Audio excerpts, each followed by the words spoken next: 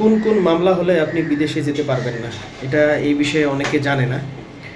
মূলত দুই প্রকার মামলার বিষয় থাকে, একটা হচ্ছে ক্রিমিনাল মামলা আর একটা হচ্ছে সিভিল মামলা। সিভিল মামলাটা আসলে কি অনেকে আমরা জানি না, এবং ক্রিমিনাল মামলাটা কি এটাও অনেকে জানে না। সিভিল মামলাটা যেমন হচ্ছে পারিবারিক বিষয়, জমি জায়গা বিষয়, দোকানপাট হচ্ছে টাকা পয়সার বিষয়।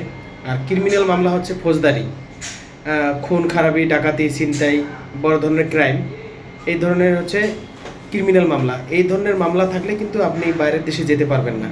অনেকে ভাবে যে বিভিন্ন ধরনের মামলা থাকলে হয়তো বা সে যেতে পারবে না, সেটা ভুল ধারণা। সেক্ষেত্রে আপনি যদি ক্রিমিনাল মামলা থাকে, বড় ধরনের ক্রাইম থাকে, সেক্ষেত্রে হয়তো আপনি বাইরের দেশে যেতে পারবেন না।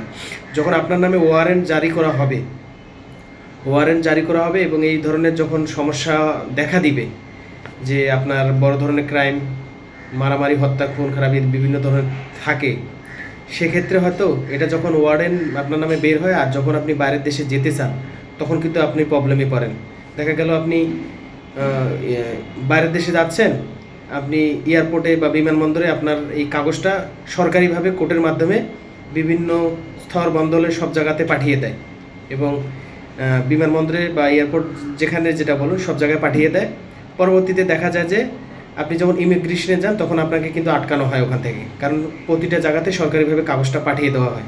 সেক্ষেত্রে আপনি বাইরের দেশ তখন যেতে পারবেন না, কিন্তু এটা থেকে সমাধান করে তারপর আপনাকে যেতে হবে, তার আগে আপনি যেতে পারবেন না। অবশ্যই চোখ কান খোলা রাখবেন।